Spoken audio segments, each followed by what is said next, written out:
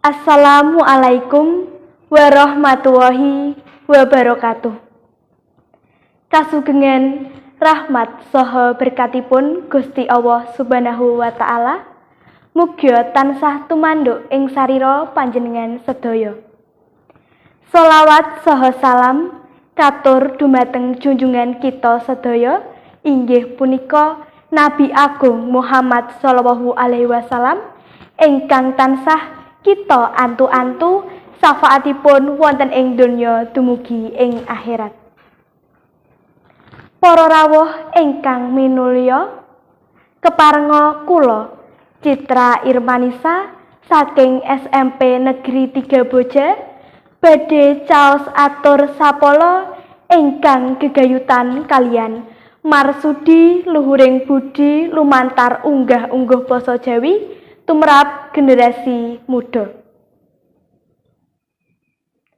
Para rawuh ingkang minulya, menawi kula lan panjenengan sedaya gatosaken kawontenan pasrawungan wonten ing bebrayan sakmenika estu ndamel prihatos sanget amargi saprangan ageng para kadang muda sampun sami tebih kalian subasita tata krama duga prayoga lan unggah-ungguh.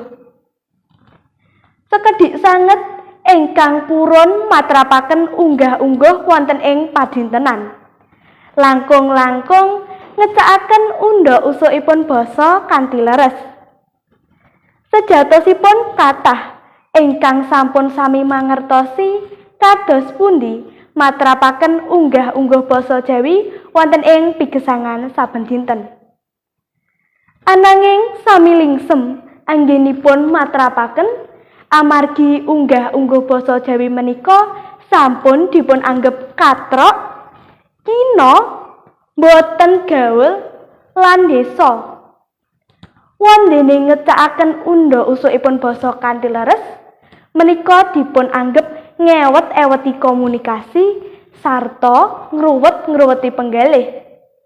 Kawontenan ingkang mekaten nandhakaken bilih unggah-ungguh basa Jawi menika sampun dipun anggep boten perlu menawi dipun patrapaken wonten ing pigesangan samenika. Kawontenan ingkang kala wau panci boten tanpa landhesan. Amargi wonten sebabipun inggih punika sansaya mindhakipun daya pangaribawan teknologi informasi lan basa Inggris minangka sarana komunikasi global menika ndadosaken pamawas ing panganggep bilih basa Jawi menika boten demokratis ngganggu kamardikan utawi kebebasan individu sarta boten familiar utawi boten nyederek. Pramila para rawuh, kula ngajak diri pribadi ugi panjenengan sedaya sumangga sami ngewahi penggalih negatif ingkang mestani bilih unggah-ungguh basa Jawi menika boten mikolai, mitunani lan boten saged kangge pangupa jiwa dados penggalih ingkang positif.